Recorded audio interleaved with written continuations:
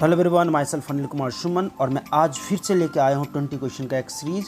ये third episode है। Hopefully ये पसंद आएगा आप लोगों को। और ये बीपीएससी के रिलेटेड बहुत ही इंपॉर्टेंट क्वेश्चन का जो एक सीरीज़ है जो आप सबको बहुत हेल्प करेगा एग्जामिनेशन को, जीके जीएस के related. So question number 41 is केसर प्राप्त किया जाता है।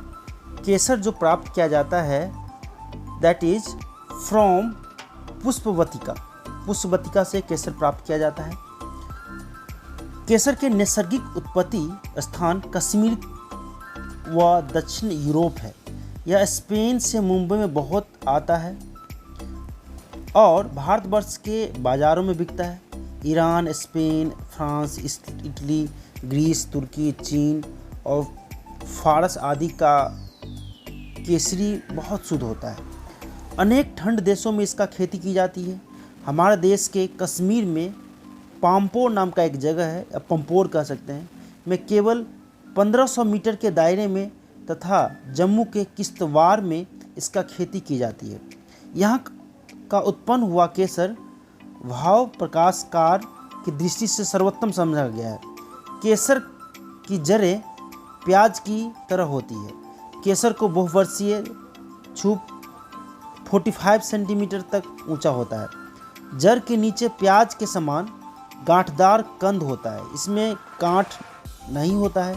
केसर के पत्ते घास के समान लंबे, पतले, पनालीदार और जड़ ही से निकले हुए मूल पत्र रहते हैं। इनके किनारे पीछे की तरफ मुड़े हुए होते हैं। So question number A is the correct answer.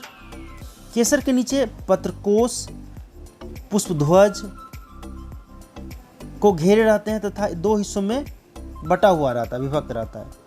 Now the next question is question number 42 that is मानव शरीर में कुल कितनी पसलियां होती है। मानव शरीर में कुल कितनी पसलियां होती है? तो इसका आंसर हो जाएगा मानव शरीर में 24 पसलियां होती है। 24 पसलियां होती है, 24।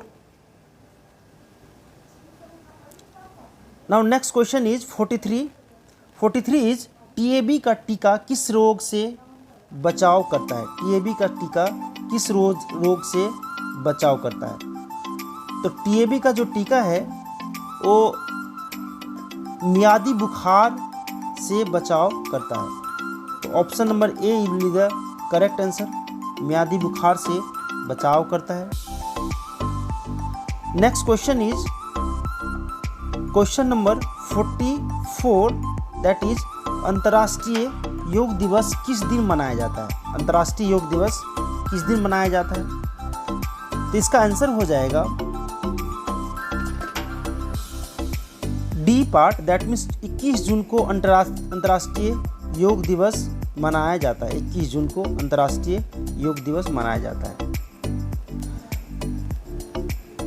Now the next question is 45। किन वस्त्रों में गोंद के कलफ का उपयोग होता है? किन वस्त्रों में गोंद के कलफ का उपयोग होता है? तो इसका आंसर हो जाएगा ऑप्शन ए, रेशमी वस्त्र में उपयोग किया जाता है। तो रेशमी वस्त्र इज द करेक्ट आंसर। रेशमी वस्त्र में गोंद के कलफ का उपयोग होता है। नाउ नेक्स्ट क्वेश्चन इज हिंदुस्तानी संगीत में शुद्ध और विकृत कुल मिलाकर कितने स्वर होते हैं? तो हिंदुस्तानी संगीत में शुद्ध और विकृत कुल मिलाकर जो स्वर होते हैं वो होते हैं 12। Option D is the correct answer.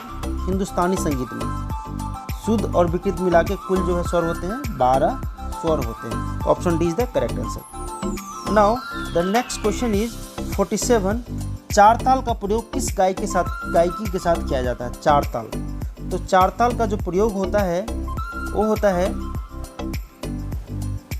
Dhrupad के साथ। तो Dhrupad is the correct answer. Dhrupad के साथ उपयोग किया जाता है चार ताल। Next question is question number 48। इनमें से कौन तबला वादक नहीं है? तबला वादक नहीं है। 48 का जो आंसर हो जाएगा that is a Ramdas Sharma, Zakir Hussain भी तबला वादक है, अहमद जान थिरकबा भी है, पंडित कृष्ण महाराज भी है। तो इसका जो आंसर हो जाएगा option A is the tabla वादक नहीं है, नहीं हमें पॉइंट आउट करना है। तो इसमें Ramdas Sharma is the correct answer.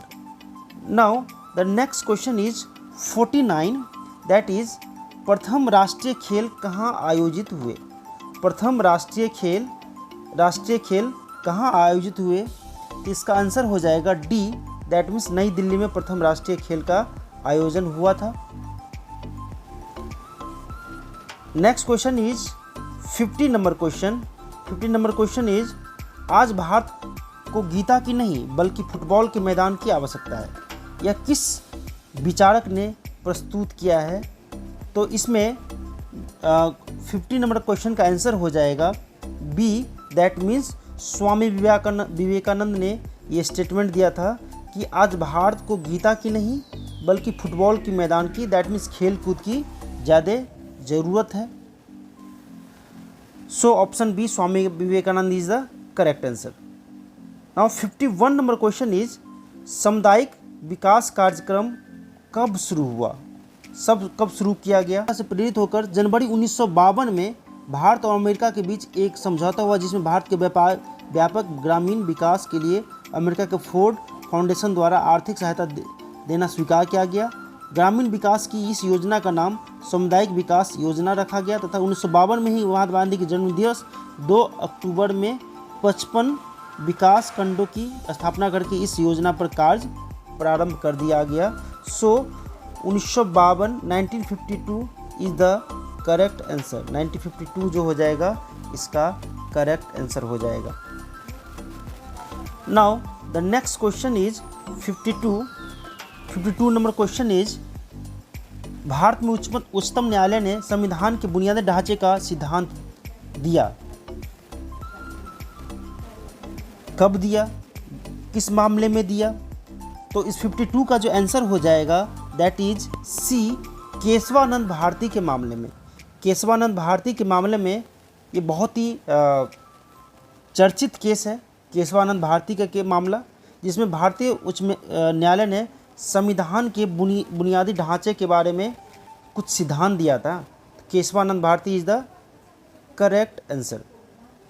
52 का हो जाएगा।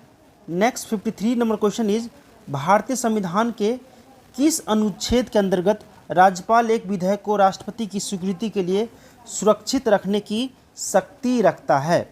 सो 53 का जो है करेक्ट आंसर हो जाएगा ए पार्ट, दैट मीन्स अनुच्छेद 201 is the correct answer.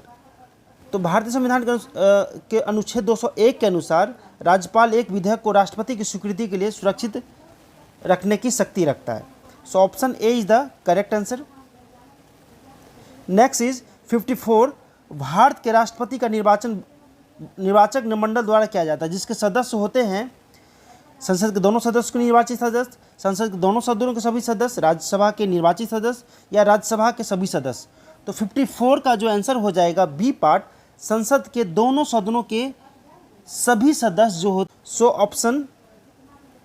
Option B is the correct answer. 54 का B number question is the correct answer. Now 55 number question is 55 number question is कौन सा देश दक्षेस का सदस्य नहीं है? दक्षेस का सदस्य नहीं है। तो दक्षेस का सदस्य जो है सी, जापान नहीं है। जापान दक्षेस का सदस्य नहीं है।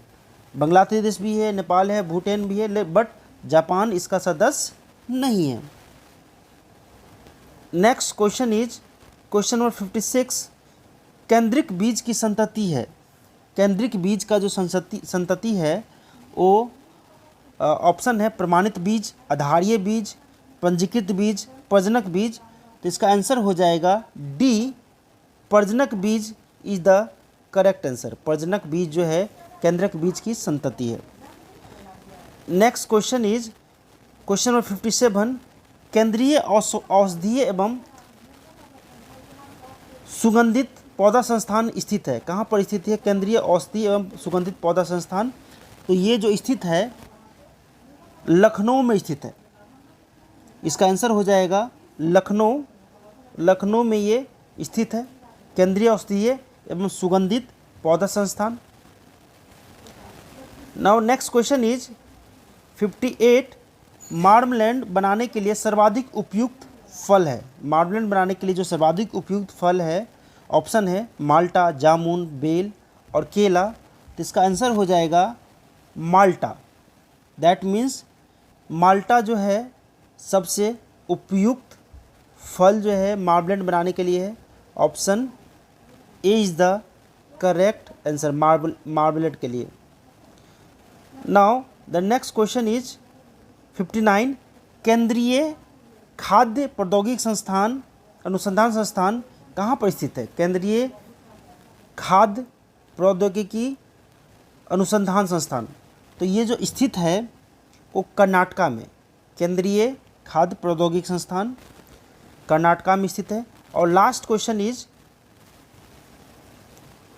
जेली बनाने में किस परिरक्षक का प्रयोग होता है जेली बनाने के लिए? तो जेली बनाने के लिए ऑप्शन है सल्फाइड, पैक्टिन, सल्फर डाइऑक्साइड, शर्करा। तो इसका आंसर हो जाएगा डी ऑप्शन शर्करा। शर्करा जो होता है जेली बनाने में परिरक्षक के रूप में यूज किया जाता है। तो ये 20 क्वेश्चन का एक सीरीज़ था 40 to 60। होपफुली ये सीरीज़ आपको पसंद आ रहा होगा। तो इसको लाइक और सब्सक्राइब कीजिए ताकि आपको नेक्स्ट में जो इस सीरीज़ का नंबर ऑफ़ क्वेश्चन बढ़ता जाएगा 20 से 50, 50 से 100, और आपको ये एग्जामिनेशन में बहुत हेल्प करेगा। Thanks a lot for watching it.